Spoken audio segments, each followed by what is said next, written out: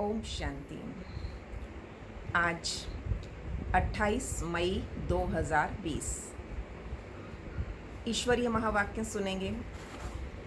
बाबा ने इसमें आज विशेष जो हमें पालना दी है कि जो चीज़ ख्वाबों ख्यालों में भी ना हो और वो अचानक स्वरूप में आ जाए, अचानक हमारे सामने आ जाए, तो उसकी खुशी बेहद खुशी होती है। तो इसी प्रकार से आप वो सब पॉइंट्स आज निकालेंगे तो हमारा आज का पुरुषार्थ यही रहेगा कि किस तरह से सबसे बड़ी बात ख्वाबों ख्यालों में नहीं थी कि भगवान मिल जाएगा, और किस तरह मिलेगा वो सब हमारे सामने रहे। वो सब सीन इमर्ज करेंगे, कैसे ज्ञान मिला, कब ज्ञान मिला, कैसे मधुबन गए, वो सारी बातें खुशी की आज अपने सामने लाएंगे। सर्वशक्तिमान बाप से बल लेकर हम सतयुगी स्वराज्य अधिकारी बनते हैं। ये हमारे लिए अति खुशी की बात होगी। तो बाबा ने आज सवेरे सवेरे उठकर बाबा से बातें करो, और जब हम बाबा से प्रेम से बातें करते, खुशी से बातें करते और इस पढ़ाई को, पढ़ाने वाले को याद रखते हैं, तो हमें साथ साथ पुरुषोत्तम संगम युग याद रहता है। भगवान हमें पुरुषोत्तम बनाने के लिए आया है। पुरुष अर्थात आत्मा, पुरुषों में उत्तम अर्थात कितने करोड़ों आत्माओं में से भगवान ने मुझे चुना और हमें उत्तम बना रहे हैं। तो ये नशा, ये खुशी अंदर लगातार रह रहे। एक और बात कि जो हमें एक लक्ष्य बाबा ने दिया, लक्ष्मी नारायण, तो नशे के साथ साथ अपनी चाल चलन चेक करनी है कि वाकई हम नारायण बनने लायक हैं, लक्ष्मी बनने लायक हैं। जैसे बाबा को कहा कि बाबा हम लक्ष्मी नारायण से कम नहीं बनेंगे, तो बाबा ने याद करवाया था कि ब्रह्मा के समान पुरुषार्थ करो। ऐसा समर्पण भाव, इतनी अंदर आत्मीयता बढ़ जाए कि कितना आत्मा का अभ्यास ब्रह्मा बाबा ने पक्का किया था। इसी तरह से बाबा ने आज याद कराया कि आप परवाने हो। परवाने दो तरह के बाबा याद कराते हैं, एक फेरी लगाने वाले, एक फ़िदा होने वाले। तो स्वयं को देखना है कि मैं फेरी लगाने वाला हूँ या फ़िदा होने वाला हूँ। और इसके साथ साथ बाबा ने आज सारी मुरली में मैनर्स अच्छे रहें, क्योंकि जहाँ जाना है तो उस अनुसार, उसका जैसा देश वैसा वेश दुनिया में कहते थे, परंतु अब हमें वैसे ही मैनर्स धारण करने हैं। तो अपने मैनर्स में छोटी छोटी बातें चेक करना, अपना भोजन, अपना खान पान, मैनर्स में ये सब चीज़ें आती हैं। और भोजन खाने का तरीका, भोजन में हम क्या क्या खाते हैं, क्या उसमें हमारी हवस है खाते वक्त या अनासक्त भाव है, उसके साथ शब्द हमारे बोल कैसे हैं, देवताओं जैसे बोल बोल रहे हैं, तो बोल चाल चलन सब कुछ बाबा चेक करने को कहते हैं। अगर ये नशे के साथ वो रूहानियत अंदर आए, रूहानियत अर्थात रूह के जो क्वालिटीज़ हैं, जो गुण हैं, वो सरफेस पे आ जाए। हम कहते हैं सुख, शांति, प्रेम, आनंद, पवित्रता, ज्ञान, शक्ति। तो ये चीज़ें, ये सारे गुण जब हमारे स्वरूप में चेहरे पर प्रत्यक्ष हो जाती है तो ऑटोमेटिकली उसे कहते हैं रूहानियत है। मैं आत्मा हूँ, और आत्मा का जो शांत स्वरूप, पवित्र स्वरूप, शक्तिशाली स्वरूप है, वही चीज़ प्रत्यक्षता में रहे। तो बाबा ने आज रूहानी शक्ति को हर कर्म में यूज़ करो, तो वो जीवन युक्ति युक्त जीवन बन जाता है। तो बाबा ने कहा तुम्हें जीवन मुक्त बनना है, तो जीवन मुक्त बनने के लिए ऐसा युक्ति युक्त जीवन जिए जिसमें रूहानियत मेरे हर कर्म में नज़र आए। और आज बाबा ने स्लोगन में बहुत अच्छी बात बताई, सत्यता ये विशेषता है। जो व्यक्ति सच बोलता है ना, वो ऑटोमेटिकली बहुत माइंड से फ्री रहता है, उसे बहुत कुछ याद नहीं रखना पड़ता। झूठे व्यक्ति को बहुत कुछ याद रखना पड़ता है, क्योंकि उसने ये झूठ बोला, फिर उसको ये बताया, फिर किसको क्या बताया, वो सारी बात याद रखनी पड़ेगी। वो 10 लोगों से मिलेगा, उस 10 लोगों से क्या क्या बात की वो सारा कुछ उसे याद रखना पड़ता है। सत्य के लिए कुछ याद रखने की आवश्यकता नहीं, माइंड फ्री है। सत्य सत्य है। जो एक व्यक्ति को सुनाई थी वही 10वें को भी वही सुना रहे हैं, तो अर्थात वो व्यक्ति अंदर से हल्का रहेगा, खुश रहेगा। तो सत्यता के साथ ये विशेषता अगर हमारे अंदर आ जाए तो खुशी और शक्ति की अनुभूति होती रहती है। झूठा व्यक्ति खुशी की अनुभूति में नहीं रहेगा। कभी कभी लगता है झूठ बोलने से काम चल गया, परंतु ये हमारे सतयुगी मैनर्स में नहीं है। तो अपने वैल्यू सिस्टम को स्ट्रॉन्ग रखना तो ये भी हमारा ही फ़र्ज़ है। तो आज हम ईश्वरीय महावाक्य सुनेंगे। मीठे बच्चे, देही अभिमानी बन बाप को याद करो तो याद का बल जमा होगा। याद के बल से तुम सारे विश्व का राज्य ले सकते हो। देही अभिमानी बन बाप को याद करो तो याद का बल जमा होगा। याद के बल से तुम सारे विश्व का राज्य ले सकते हो। प्रश्न है, कौन सी बात तुम बच्चों के ख्वाब ख्याल में भी नहीं थी जो प्रैक्टिकल हुई है?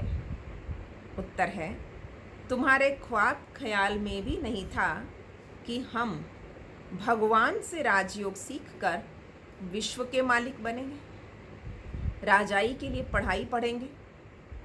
अभी तुम्हें अथाह खुशी है कि सर्वशक्तिमान बाप से बल लेकर हम सतयुगी स्वराज्याधिकारी बनते हैं।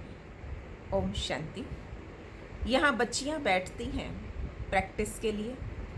वास्तव में यहाँ बाबा संदली पर आगे बैठकर योग करवाते, तो बाबा उसमें स्पेशल अटेंशन दिलाते थे कि यहाँ बैठना उनको चाहिए जो देही अभिमानी बन बाप की याद में बैठे।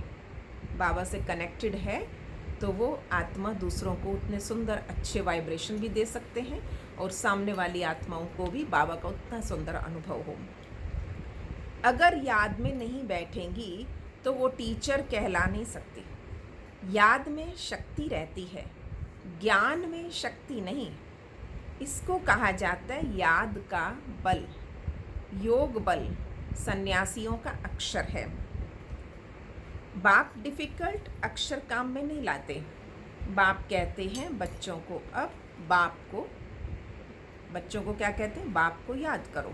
जैसे छोटे बच्चे माँ बाप को याद करते हैं ना, अब वो तो देहधारी हैं। तुम बच्चे हो विचित्र, तो वो चित्र यहाँ तुमको मिलता। तुम रहने वाले विचित्र देश के हो, वहाँ चित्र रहता नहीं। पहले पहले ये पक्का करना है, हम तो आत्मा हैं। इसलिए बाप कहते बच्चे देही अभिमानी बनो, अपने को आत्मा निश्चय करो। तुम निर्वाण देश से आए हो, वो तुम सभी आत्माओं का घर है। यहाँ पार्ट बजाने आते हो। पहले पहले कौन आते हैं ये भी तुम्हारी बुद्धि में है। दुनिया में कोई नहीं जिसको ये ज्ञान हो। अब बाप कहते शास्त्र आदि जो कुछ पढ़ते हो उन सब को भूल जाओ। श्री कृष्ण की महिमा, फलाने की महिमा कितनी करते हैं। गांधी जी की भी कितनी महिमा करते, जैसे कि वो राम राज्य स्थापन करके गए हैं। परंतु शिव भगवान उवाच, आदि सनातन राजा रानी के राज्य का जो कायदा था, बाप ने राजयोग सिखलाकर राजा रानी बनाया, उस ईश्वरीय रस्म रिवाज को भी तोड़ डाला है। बोला राजाई नहीं चाहिए, हमको तो प्रजा का प्रजा पर राज्य चाहिए। बाबा कहते कैसे राम राज्य स्थापन करेंगे? वो जो प्रजा का प्रजा पर राज्य करवा दिया, अब उसकी क्या हालत हुई। यही देश हमारा, दुख ही दुख, लड़ते झगड़ते रहते, अनेक मतें हो गई। अभी तुम बच्चे श्रीमत पर राज्य लेते हो। तुम्हारे में ताकत रहती जो वहाँ लश्कर आदि होता ही नहीं। बहुत सेनाओं का खर्चा नहीं होगा। आज के ज़माने में कलयुग में सबसे अधिक खर्चा है सेना, असला, बारूद सबका। अब तुम बच्चे श्रीमत पर राज्य लेते हो, इतनी तुम्हारे में ताकत रहती जो वहाँ लश्कर आदि होता नहीं। डर की कोई बात नहीं। इन लक्ष्मी नारायण का राज्य था अद्वैत राज्य। दो थे ही नहीं, नहीं तो ताली बजे। दो होंगे द्वैतवाद होगा, द्वेष होगा। तो बाबा कहते वहाँ ऐसा नहीं होता। दो थे ही नहीं जो ताली बजे, उसको कहा जाता है अद्वैत राज्य। तुम बच्चों को बाप देवता बनाते हैं, फिर द्वैत से दैत्य बन जाते हैं। दो मतें हुई, द्वैतवाद आया, द्वेष आया, बाबा ने कहा दैत्य ही बन गए रावण द्वारा। अभी तुम बच्चे जानते हो हम भारतवासी सारे विश्व के मालिक थे। तुमको विश्व का राज्य सिर्फ याद बल से मिला था, अब फिर मिल रहा है। कल्प कल्प मिलता है सिर्फ याद के बल से। पढ़ाई में भी बल है, जैसे बैरिस्टर बनते हैं तो बल है ना, वो है पाई पैसे का बल। तुम योग बल से विश्व पर राज्य करते हो। सर्वशक्तिमान बाप से बल मिलता है। तुम कहते हो बाबा हम कल्प कल्प आपसे सतयुग का राज्य स्वराज्य लेते, फिर गंवाते हैं, फिर लेते हैं, तो तुमको पूरा ज्ञान मिला। अभी हम श्रीमत पर श्रेष्ठ विश्व का राज्य लेते, विश्व भी श्रेष्ठ बन जाता। ये रचता और रचना का ज्ञान तुमको अभी है, इन लक्ष्मी नारायण को भी ज्ञान नहीं होगा कि हमने राजाई कैसे ली। यहाँ तुम पढ़ते हो, फिर जाकर राजाई करते हो। कोई अच्छे धनवान घर में जन्म लेते तो कहा जाता है ना, इसने आगे जन्म में अच्छा कर्म किया होगा। पिछले जन्म के जो अच्छे कर्म या दान पुण्य को लोग काउंट करते हैं कि दान पुण्य किया है, जैसा कर्म ऐसा जन्म मिलता है। अभी तो है रावण राज्य। यहाँ जो भी कर्म करते वो विकर्म होता है, सीढ़ी उतरनी ही है। सबसे बड़े ऊंचे ते ऊंच देवी देवता धर्म वालों को भी सीढ़ी उतरनी है। सतो रजो तमो में आना है। हर एक चीज़ नई से फिर पुरानी होती। तो अभी तुम बच्चों को अथाह खुशी होनी चाहिए। किस बात की? तुम्हारे ख्वाब ख्याल में भी, संकल्प व स्वप्न में भी नहीं था कि हम विश्व के मालिक बनते हैं। भारतवासी जानते हैं कि इन लक्ष्मी नारायण का सारे विश्व पर राज्य था। पूज्य थे सो फिर पुजारी बने। गाया भी जाता है आप पे ही पूज्य, आप पे ही पुजारी। अब तुम्हारी बुद्धि में यह होना चाहिए कि नाटक तो बड़ा वंडरफुल है। कैसे हम 84 जन्म लेते उसको कोई नहीं जानते। शास्त्रों में 84 लाख जन्म लगा दिए। बाप कहते ये सब भक्ति मार्ग के गपोड़े हैं। रावण राज्य है ना, राम राज्य और रावण राज्य कैसे होता, ये तुम बच्चों के सिवाय और कोई की बुद्धि में नहीं है। रावण को हर वर्ष जलाते हैं तो दुश्मन है ना।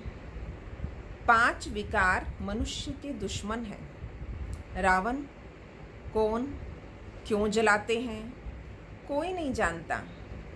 जो अपने को संगम युगी समझते हैं उनकी स्मृति में रहता है कि अभी हम पुरुषोत्तम बन रहे हैं और भगवान हमें राजयोग सिखाकर नर से नारायण, भ्रष्टाचारी से श्रेष्ठाचारी बनाते हैं।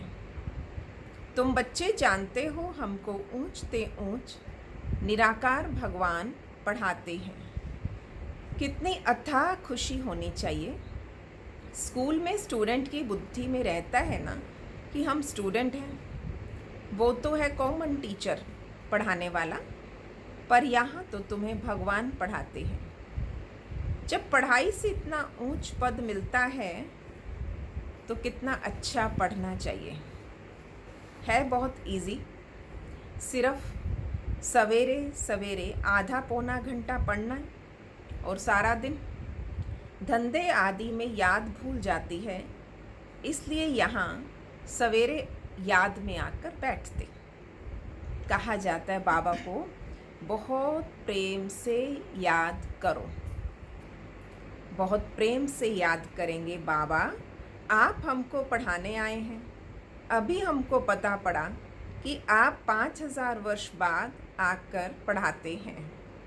बाबा के पास बच्चे आते हैं तो बाबा पूछते थे, आगे कभी मिले हो? ऐसा प्रश्न कोई भी साधु सन्यासी आदि कभी पूछ ना सके। वहाँ तो सत्संग में जो चाहे जाकर बैठ जाए। बहुतों को देखकर लोग जहाँ भीड़ देखते हैं वहीं घुस जाते हैं। बहुतों को देख के सब अंदर घुस जाते हैं। तुम भी अभी समझते हो, हम गीता रामायण आदि कितना खुशी से जाके सुनते और समझते कुछ नहीं थे। वो सब भक्ति की खुशी थी। बड़ा खुशी में नाचते थे, खूब नाचना बजाना गाना सब होता था, परंतु फिर भी नीचे उतरते आए। आज बाबा ने बताया परमानेंट खुशी क्यों नहीं थी, उसके बाद गिरावट हुई, नीचे आ गए। किस्म किस्म के हठ योग आदि करते, तंदुरुस्ती के लिए ही सब करते हैं। तो बाप समझाते हैं ये सब भक्ति मार्ग की रस्म रिवाज है। रचता और रचना को कोई भी नहीं जानते, तो बाकी रहा ही क्या। रचता और रचना को जानने से तुम क्या बनते हो और ना जानने से तुम क्या बन पड़ते हो। तुम जानने से सॉल्वेंट बनते हो और ना जानने से तुम क्या बन पड़े। ना जानने से वही भारतवासी इंसॉल्वेंट बन पड़े हैं। गपोड़े मारते रहते हैं, क्या क्या दुनिया में होता रहता है। कितने पैसे सोना आदि लूटते। अब तुम बच्चे जानते हो, वहाँ तो हम सोने के महल में रहेंगे, सोने के महल बनाएंगे। बैरिस्ट्री आदि पढ़ते हैं तो अंदर में रहता है ना कि हम फलाना इम्तिहान पास कर फिर ये करेंगे, फिर घर बनाएंगे। तो तुमको क्यों नहीं बुद्धि में आता कि हम स्वर्ग का प्रिंस प्रिंसेस बनने के लिए पढ़ रहे हैं। खुशी कितनी रहनी चाहिए, परंतु बाहर जाने से ही खुशी गुम हो जाती है। छोटी छोटी बच्चियाँ इस ज्ञान में लग जाती हैं, संबंधी कुछ भी समझते नहीं और कह देते हैं जादू है। कहते हैं हम पढ़ने नहीं देंगे, कोई जादू लग जाएगा इनको या जादू हो गया है तो हम नहीं वहाँ जाने देंगे। इस हालत में बाबा युक्ति बताते थे, कॉन्फिडेंस भर देते थे। जब तक सगीर हैं तो माँ बाप को का कहना मानना पड़े। जब अंडर एज हैं, अंडर 18 हैं, तो तब तक बाबा कहते माँ बाप का कहना तो मानना पड़ेगा कि तो हम नहीं ले सकते। बहुत खिटपिट हो पड़ती है। शुरू में कितनी खिटपिट हुई, छोटे उम्र की आ जाती थी, 16-18 साल से जब छोटी होती थी, तो इसलिए बाबा कहते थे हाँ भले ले जाओ। तो इसलिए बाबा उनको मना नहीं करते थे, क्योंकि मना कर सकते नहीं थे लीगली भी, तो इसलिए बाबा रखते नहीं थे। बच्ची कहे हम 18 वर्ष की हैं और बाप कहे नहीं ये 16 वर्ष की है, सगीर है, झगड़ा करके पकड़ के ले जाते थे।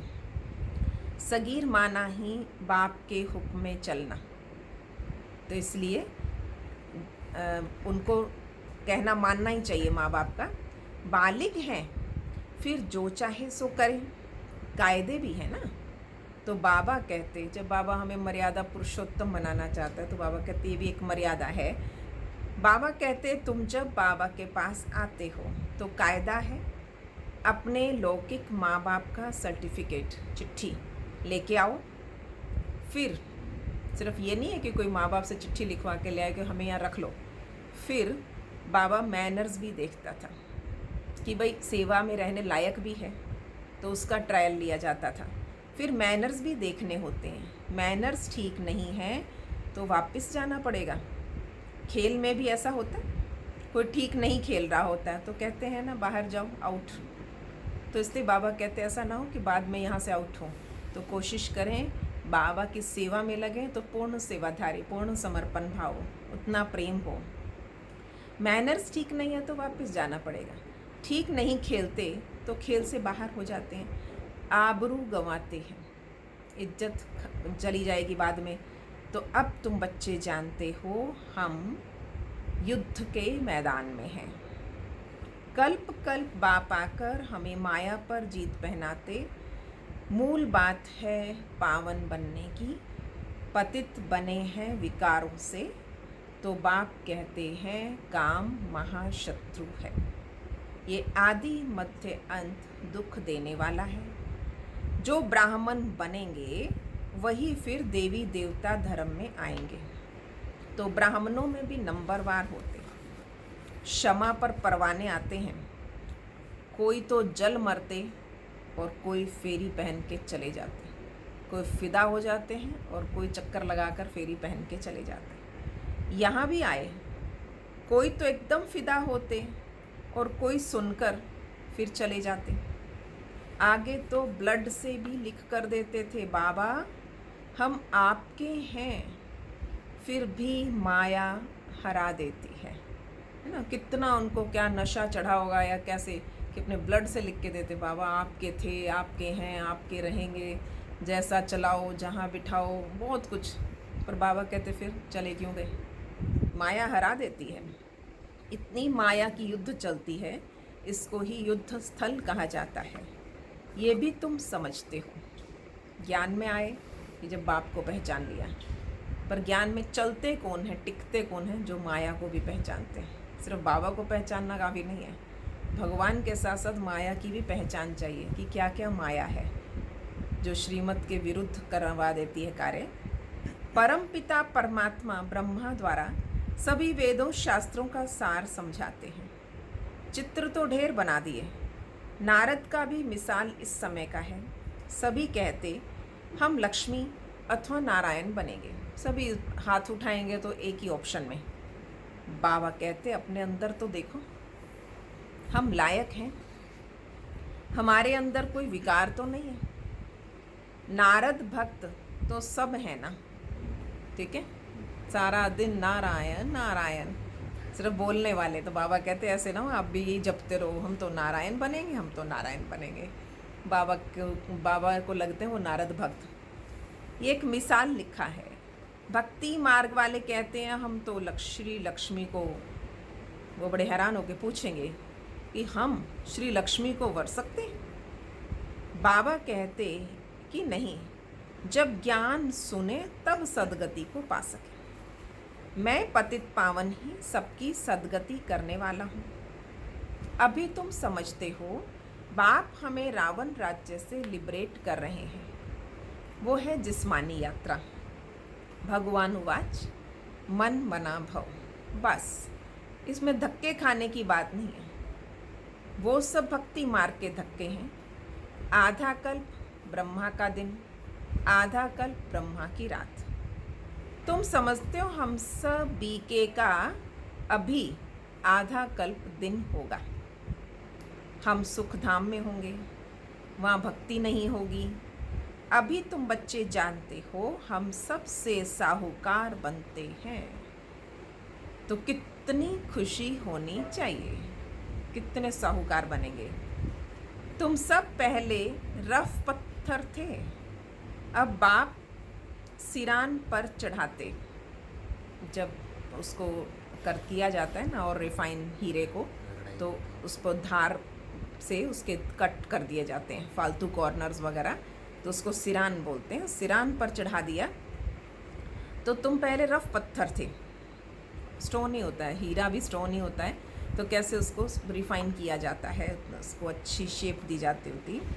बाबा जोहरी है ना, तो बाबा हमें ज्ञान की सिरान पे चढ़ा देते हैं। धीरे धीरे धीरे धीरे वो रफनेस ख़त्म होती जाती है और बहुत रिफाइन बनाते हैं बाबा हमें। ड्रामा अनुसार बाबा ने रथ भी अनुभव ही लिया।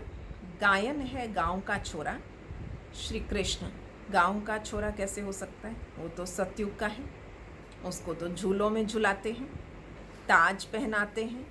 फिर गांव का छोरा क्यों कहते? गांव के छोरे शाम ठहरे, अभी सुंदर बनने आए हैं। तो बाप ज्ञान की सिरान चढ़ाते हैं, ये सत्य का संग कल्प कल्प कल्प में एक ही बार मिलता है, बाकी सब है झूठ संग। सत्संग कल्प में एक ही बार मिलता। इसीलिए बाप कहते हैं, hear no evil, see no evil, talk no evil, think no evil and do no evil. ऐसी बातें मत सुनो जहाँ हमारी और तुम्हारी ग्लानि करते रहते।